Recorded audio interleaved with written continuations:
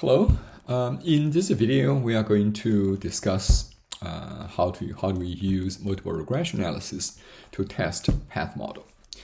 So in Tuesday's class, we introduced the concept of path model, and which kind of can be viewed as more complicated version of mediation model. And a path model always involves at least three, but more typically, it's more than three variables. Because if we have three, we will just say that's a mediation. But a path model is more complex. It specifies a set of direct and indirect relationships. And so having introduced the concepts of path model, now let's focus on analysis. So one of the ways to test a path model is to actually use multiple regression analysis. So here is the basic idea. So at every step in a path analysis test, the path model, we're trying to predict the variable on which you are currently focusing on from every variable that either is at the same causal step in the model or is upstream in the model. So basically, regression analysis. Let's take a look at the simplest example of a path model. And you would probably recognize this so-called path model is actually no different from, let's say, a multiple regression, right? And I think we talked about on Tuesday that we can actually consider a multiple regression model as a path model. And the only restriction is that in that multiple regression model, everything is direct rather than there's no indirect relationship. So if we propose such a model, husband's marital satisfaction as the outcome, this is a variable we try to predict. And we have three predictive variables: self-esteem, perceived regard, and actual regard. So these are the three we would say predictive variables. And according to this so-called path model, everything has a direct effect on marital satisfaction. So how would we test this path model? Well, it's really simple. We are going to conduct a standard multiple regression analysis. We're going to predict this one. This is the outcome, and these three variables will be used as predictors. It's a standard multiple regression analysis, and we only have to do it once because there is only one variable we're trying to predict. So, well, as in any multiple regression analysis, the first thing we look for in the output is the ANOVA table. We look for the p-value, whether it's statistically significant or not. And the second thing, so it has to be significant. If the regression model was not significant, then we're just supposed to stop. There's nothing to go on.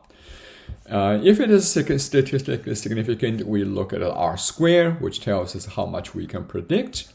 But when we use multiple regression analysis to test a path model, the R-square is not particularly important. So we can just ignore that, but we are going to focus on the coefficients, because the coefficients gives us the path coefficients, right? So in this case, we have verified that the regression model was statistically significant. So the next step, we are going to focus on the standard beta coefficients. And let's see, so for self-esteem, the beta coefficient is 0.087. So self-esteem, it's 0.087, right? So is this statistically significant? No, it is not significant. So we are going to we're not going to label it with any asterisks. Now, what about the how favorable perception of how favorable wife regards? So it's this one: husband's perceived regard. and the coefficient equals 0.71, so 0.71. And this is significant at p less than 0.001 level. So we are going to add 3 asterisks to indicate this is significant at p less than 0.001 level. And what about actual regard? Actual regard was not significant, but we have a coefficient of 0.067, so 0.067. And again, it's not significant, so no asterisks.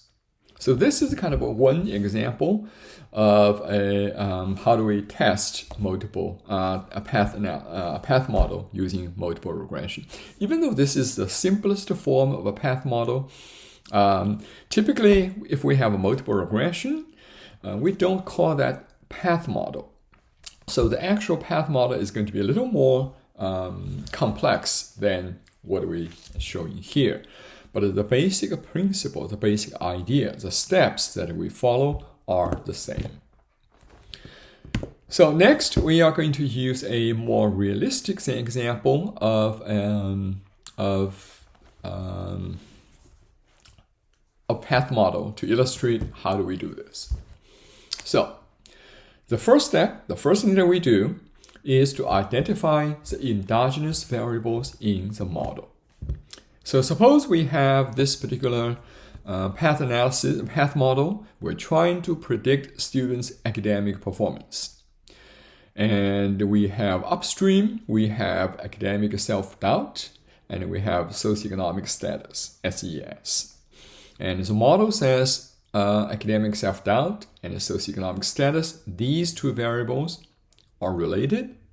However, this relationship is not a causal relationship. So the model assumes that these two are related, but that's not a causal relationship as far as the model is concerned. And then we have student motivation level. So the model says, okay, so academic self-doubt, which is related to socioeconomic status, has a direct effect on academic performance. It has a direct effect on motivation. And it indirectly affects academic performance through motivation. So kind of another way to look at it is that motivation acts as a mediator. Right? It mediates the relationship between academic self-doubt and academic performance. Socioeconomic status, SES, it has a direct effect on academic performance, but it also affects academic performance indirectly through motivation. And finally, motivation has a direct effect on academic performance. So if we look at this model, which ones are considered endogenous variable? Well, the easiest way to think about it, to identify the endogenous variable in a model, is to see if there's any variable within the model, it has a direct arrow points to it. So motivation obviously is endogenous because academic self-doubt and socioeconomic status both predict or act upon motivation. Right? So that's an endogenous variable. And what about academic performance? Well, it is obviously also endogenous because we have 3 arrows point directly at academic performance. Now, what about academic self-doubt? Nothing points to academic self-doubt except this double arrow that doesn't count. That's not a causal relationship. So we have basically 2 endogenous variables, right? Let's label it number 1, and this is number 2. So we have 2 endogenous variables in this case. So now having identified these endogenous variables, then what do we do? The next step is to conduct a separate standard multiple regression analysis for each endogenous variable. And we would regress each endogenous variable on all variables with direct effect on it. So So how do we, the first multiple regression analysis, we're going to predict motivation. So which ones are going to be the predictive variable? Well, academic self-doubt, it has an arrow point directly to motivation. And also socioeconomic status has a direct effect on motivation. So for the first multiple regression analysis, the predictors,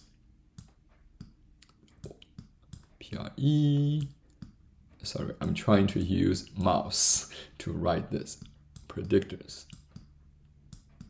So for the first multiple regression analysis, the variables, including self-doubt, right?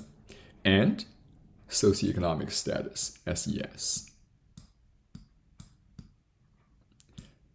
Now, what about the second endogenous variable? We need to run another multiple regression analysis. So which ones are going to be the predictors?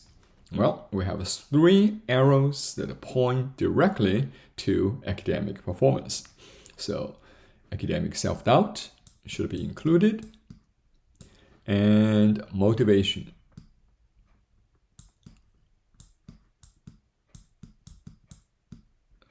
And socioeconomic status, SES. Right. So the second multiple regression analysis, we're going to have 3 predictors. So once that's done, we're going to, of course, we have to make sure that the regression analysis, the regression model itself is statistically significant. If it's not significant, then the analysis stops because the model doesn't work. And if that's significant, if the regression model is significant, then next step, we use standardized regression coefficients, the beta coefficients, as path coefficients. Next thing we can do after we finish the test, we obtain all the path coefficients. We can use the path coefficients to estimate the strength of the effect or effects. So for direct effect, it's just the path coefficient. And if it's the indirect effect, we use the product of the path coefficients to estimate the indirect effect. So this is how we use multiple regression analysis to test the path model. And as an optional last step, there is a process that we can call is to re-specify the path model. So let's say you propose a path model and you run the test. As a result of test, some of the path, the coefficients were statistically significant, so those stay. But some of the path may turn out to be not statistically significant. But if that's the case, you may decide to drop the path that's not statistically significant. So based on the results of analysis, you can decide to redraw the path model. And if you do that, it's optional, but if you do that, you have to remember that this re-specified model is post hoc. It is no longer a predicted path model. It's based on you basically revise your model based on the results of the analysis.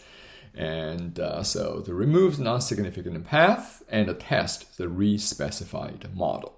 So once you re-specify the model, you're obliged to go back and test the re-specified model again. Okay, so now let's use this is a textbook example of a path model, and let's think about how we are going to test this particular path model. So these are the path coefficients. I think for simplicity, we labeled these variables as x1, x2, x3, and x4. So just make it easier for us to talk about the variables. So path coefficient P13, it indicates the direct effect of x1 on x3. Path coefficient P23, it's the direct effect of x2 on x3, and etc. So let's say once we finish testing, of course, if we want to estimate what is the let's say the direct effect of x2 on x4, we will say that's p24. What is the indirect of x2 on x4? Well, you have to go through p23 and p34. We're just going to multiply p23 and p34. That would give us the indirect effect of variable x2, wives' actual regard for their husbands, on husband's marital satisfaction. Okay, so let's think about let's go over the steps. First of all, the model predicts an association. It's not a causal relationship as indicated. It's a double-sided arrow. So it's not a causal effect. It's a correlation. So the coefficient here is a special. It's not a path coefficient, but instead it's just the correlation coefficient. So husband's self-esteem, x1, and a wife's actual regard for husband's x2 has a 0.43 correlation. It's a positive, and so essentially they change the same direction, right? The wives have a higher level of regard for the husband is associated with husband's higher level of self-esteem. And they also go down together, so they share a certain amount of variance. But according to the model, this relationship is not causal. So we indicate this by just calculating the correlation.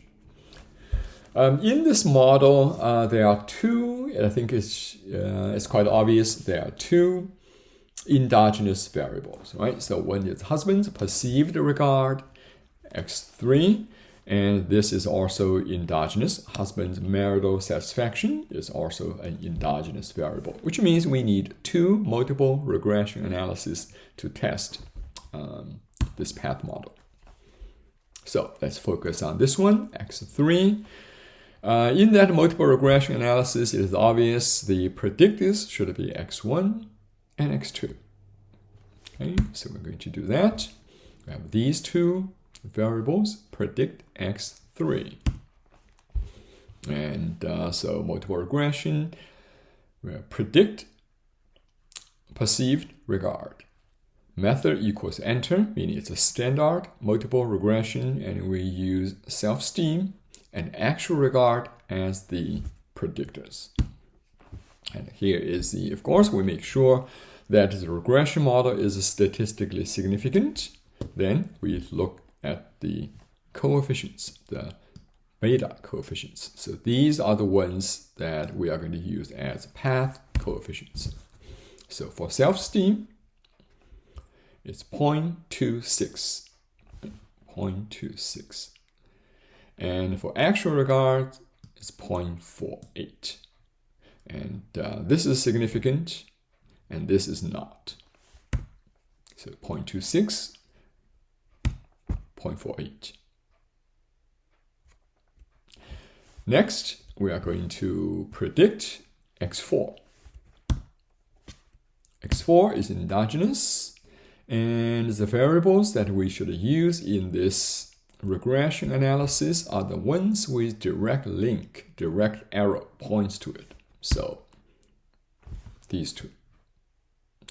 What about husband's self-esteem? Well, according to the model, self-esteem has no direct effect on marital satisfaction. So in this regression analysis, we're only going to use x2 and x3 as the predictors, not x1. Okay, so here is dependent satisfaction and independent perceived regard and actual regard. Okay, we'll check the ANOVA table and make sure the regression model is statistically significant. Then we focus on the beta coefficients. So perceived regard, beta coefficient is 0.74, and it is statistically significant. Actual regard, 0.087, and it's not significant. So 0.74 with 3 stars, and 0.09, no star. And at this point, we can just double check everything. Yes, we have 2 endogenous variables in the model, and we tested both. And we have the coefficients. So we are basically done with testing this path model using multiple regression analysis. All right. So step 1, step 2.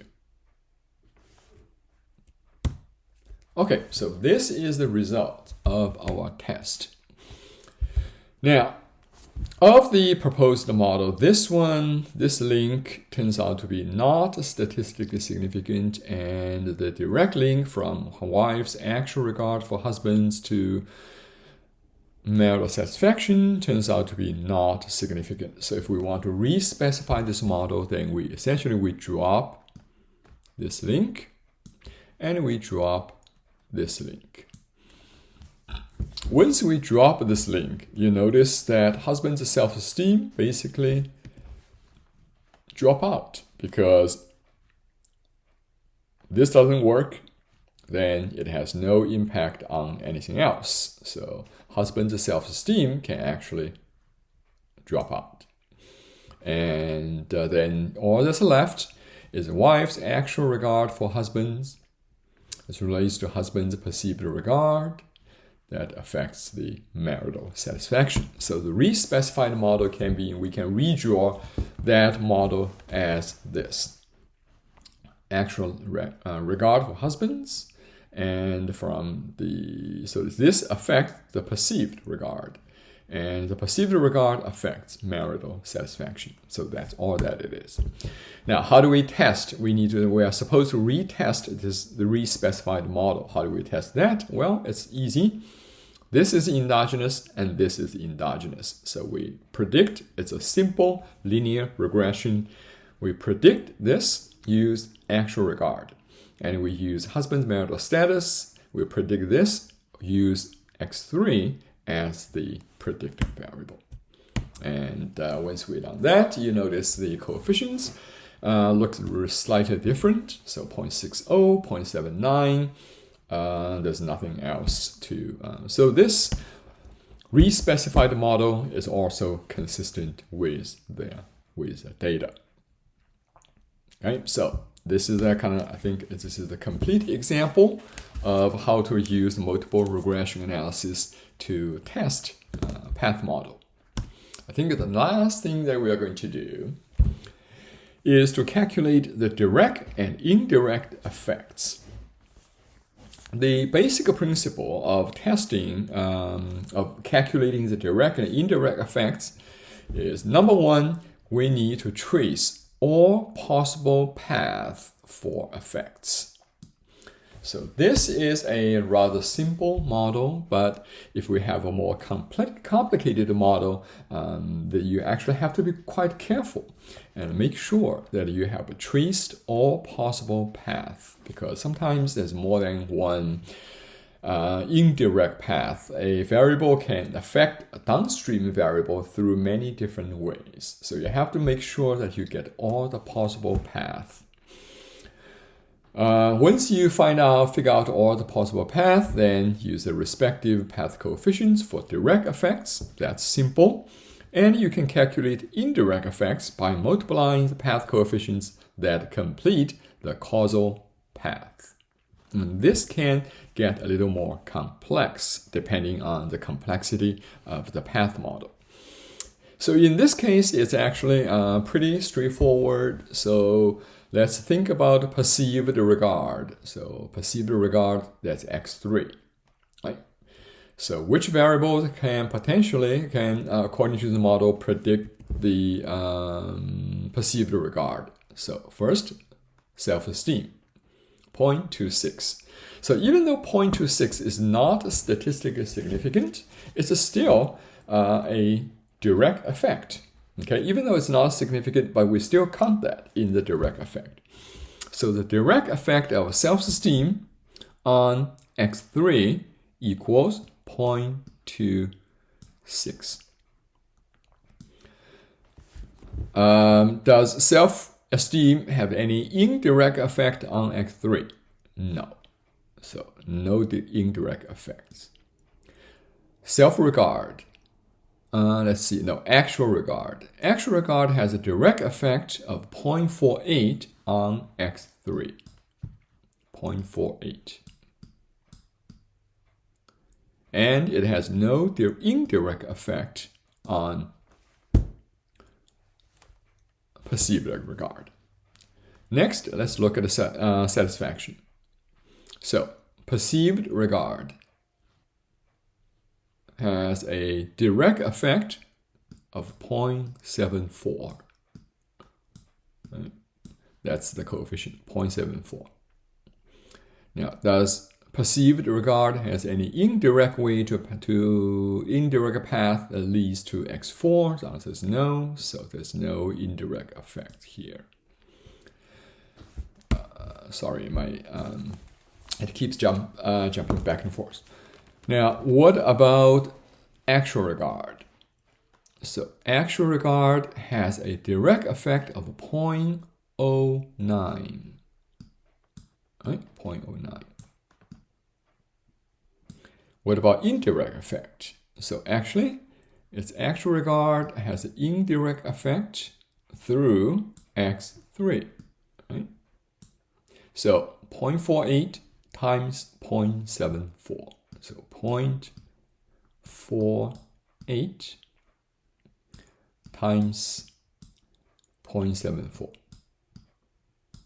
And that is the indirect effect of actual regard on satisfaction. What about self-esteem?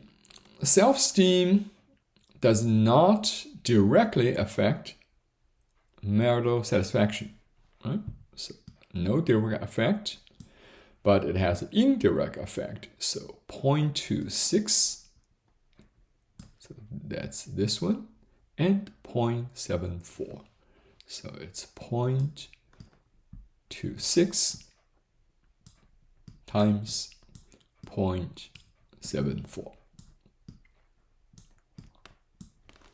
Okay, I think we have covered all the effects. So this is a kind of very, if we can go back to the path model, what is a path model? A path model allows us to specify, to describe, to visualize a set of relationships, causal relationships, hypothesized, predicted causal relationships among a set of variables. It's a very nice way to just draw these variables and use the arrows, pathways to indicate there's a direct relationship, there's an indirect relationship, and etc. Now, once we finish testing this path model, we have path coefficients. And the path coefficients also very conveniently provide a way for us to calculate the amount of effects, the size, and also the direction of the effects. Right? So in this particular model, all the path coefficients happens to be positive, meaning in every step, if you have higher on one variable, it leads to the higher level on the next variable. Sometimes, of course, path coefficients can be negative. If it's a negative, it means if you go higher, then the outcome variable goes lower, and vice versa. Right? They change in the different direction. And also, the size of these coefficients, of these path coefficients, provide a direct measurement of the size of the effect. As we discussed, I believe, in the context of mediation, that how do we interpret these coefficients? The beta coefficients, it's the 1 unit of change in the dependent in the predicted variable, right? Measured 1 unit of in terms of the z-score, right? There's a change of 1 unit z-score in the predicted variable leads to how much change, how many units of change in the dependent variable. What do we try to predict? So in this case, for example, 0.74, that's very high. That's very high. We know that if there's a 1 unit of change in perceived regard, it's going to lead to 0.74 unit of change in marital satisfaction. And that is quite a strong effect. Okay, so that's calculating direct and indirect effects. This is a path model from a real study that we showed this example, I think on Tuesday. And when we introduced the concept of a path model, it's a lot more complex, a little more complicated than the textbook examples.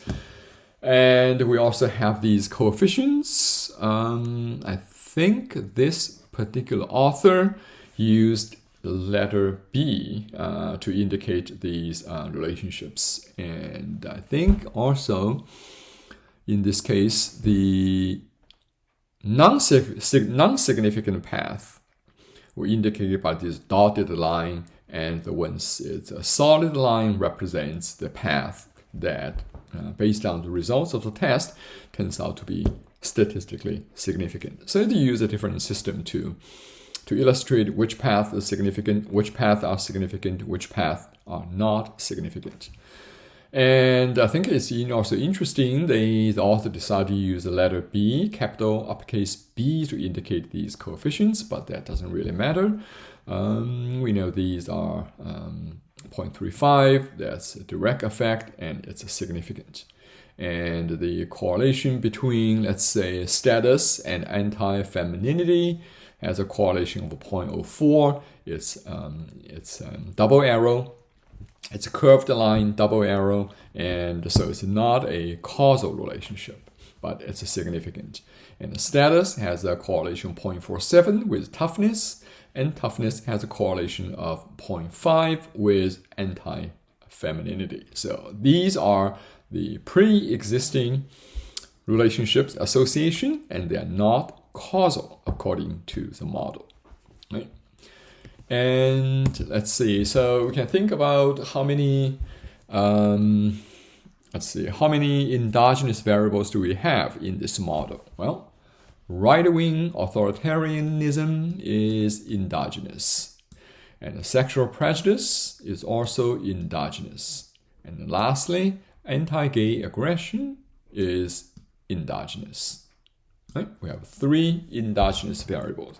So how do we test this path model if we use multiple regression analysis?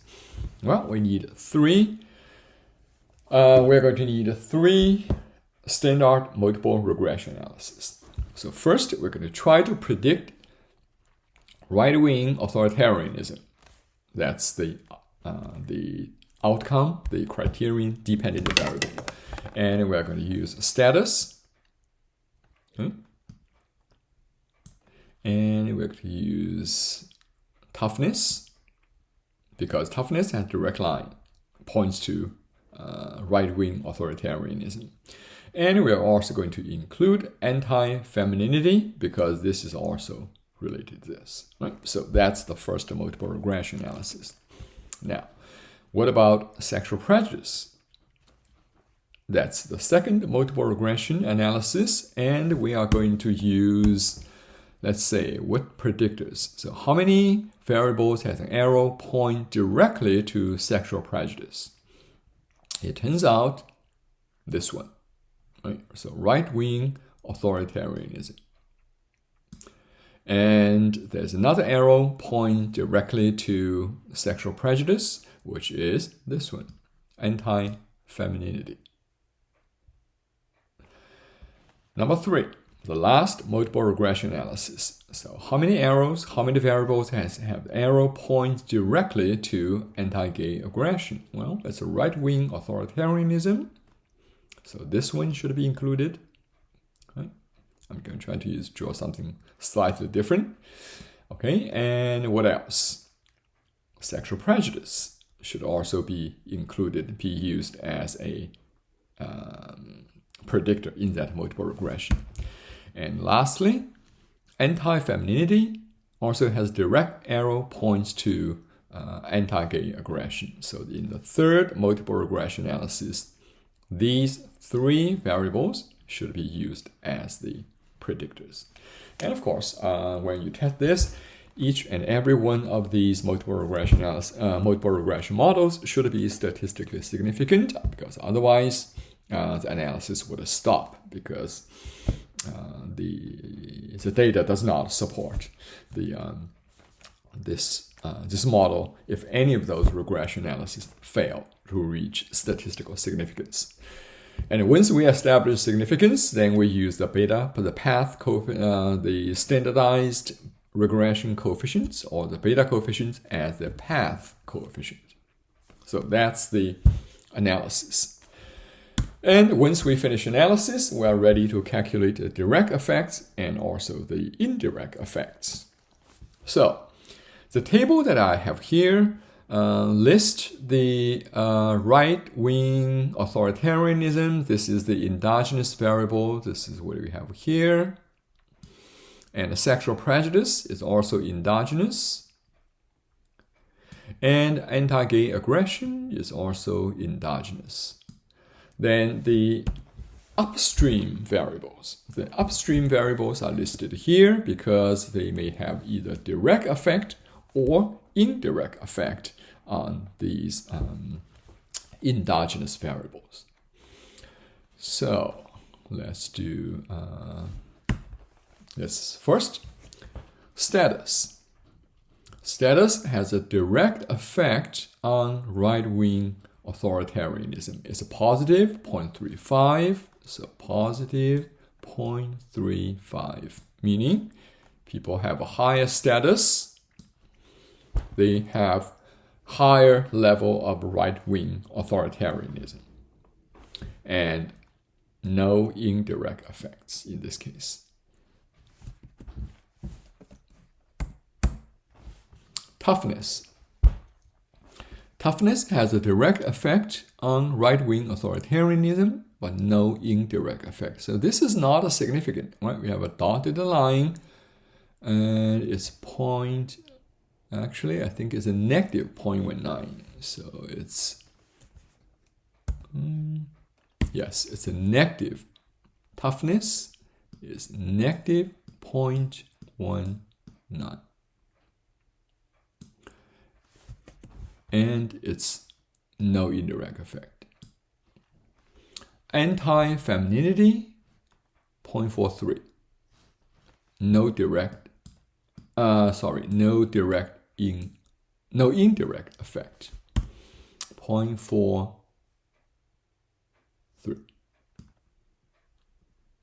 Okay. Sexual prejudice. It's a little more complicated. So let's say right-wing authoritarianism, direct effect, 0.69. 0.69, right? What about indirect effect? No. Status. Status has no direct effect on sexual prejudice. There's nothing here. However, it can indirectly affect sexual prejudice by going through right-wing authoritarianism. So 0.35 and 0.069, right? So this is 0.35 times 0.69. And does the status have any other pathways to affect anti-gay prejudice?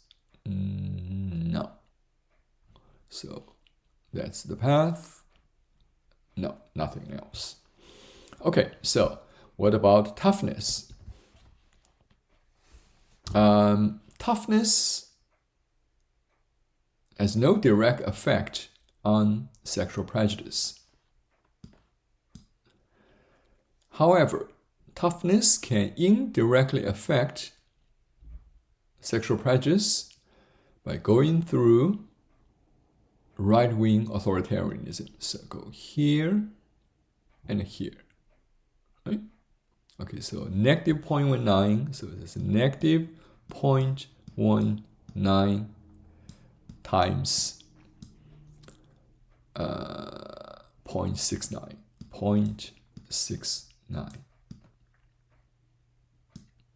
Okay.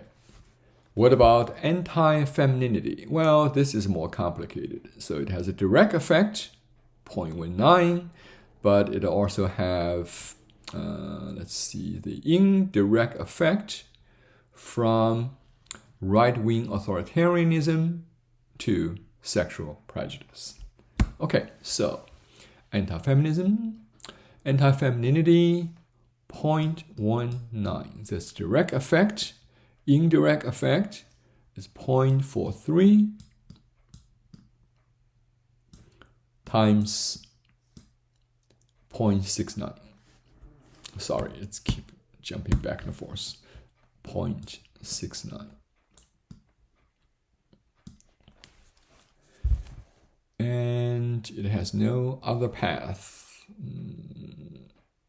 Okay, so next, we're ready to look at this anti-gay aggression, this variable. So does the status have a direct effect on anti-gay aggression? No, right? No direct effect. What about indirect effect from status to anti-gay aggression? Yes. So we have. Sorry. So that's one path, right? That's one path. So that's 0.35 times 0.25. What else it can affect? So status can affect right-wing authoritarianism, so 0.35. But then sexual prejudice times 0.69. And from sexual prejudice to anti-gay aggression times 0.01. So it's this path. Right? That's another possible path. And we want to make sure that there's nothing else it can affect. There's no other pathways. Yes, I think there's no other pathways. So from status to its indirect effect is 0.35, right, times 0.25, but plus 0.35 times 0.69 times 0.01. Combined, you add them together, that's the total indirect effect of status on anti-gay aggression.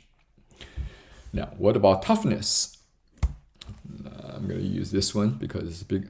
Toughness has no direct effect on anti-gay aggression, but it goes through.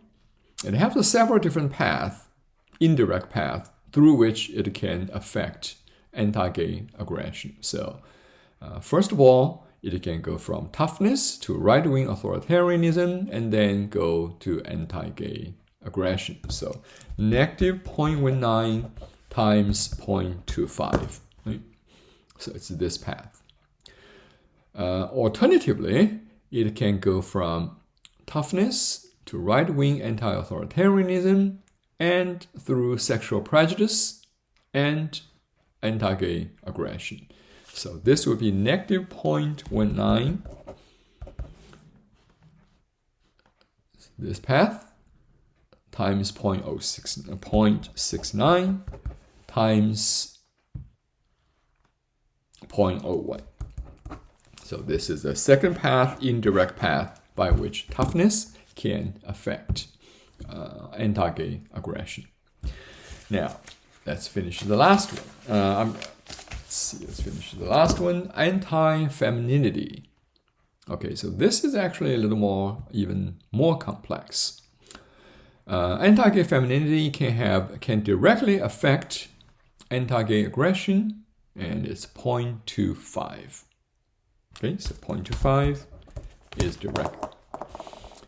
Now, it has several ways it can indirectly affect anti-gay aggression. So first of all, we can go from here to right wing and to anti-gay. So that's 0.43 times 0.25. Right? So that's from here and here. So 0.43 times 0.25. What else? Well, it can go from anti-femininity, so 0.43,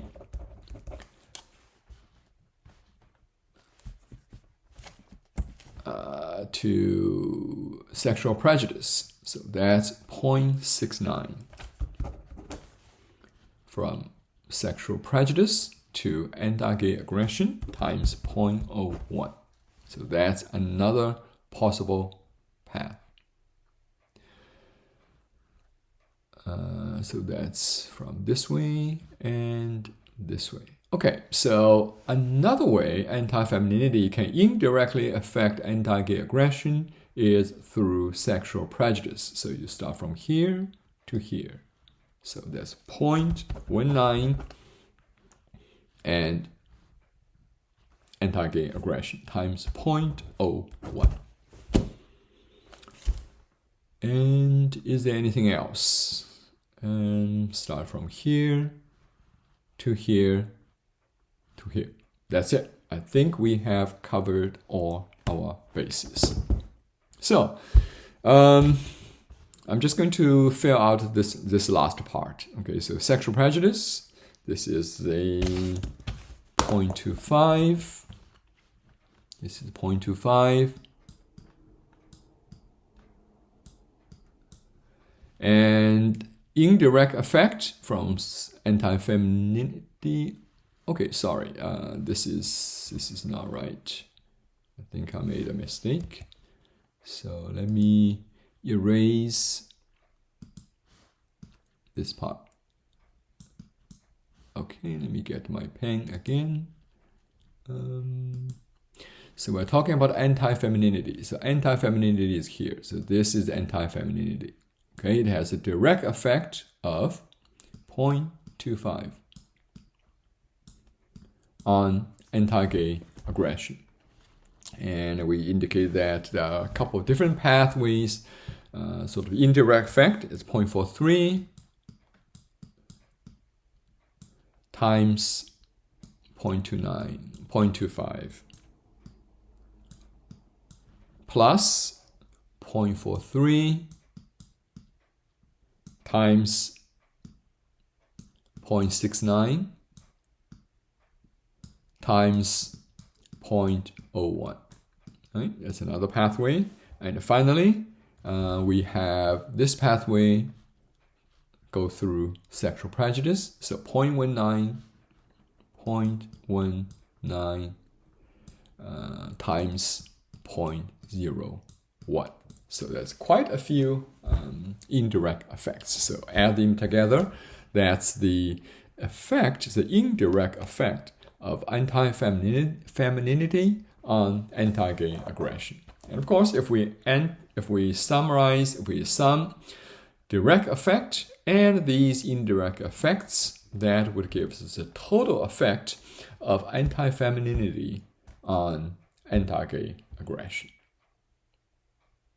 Okay, so this finishes the sort of the complete example of how to calculating the direct effects and indirect effects once we finish testing the path model.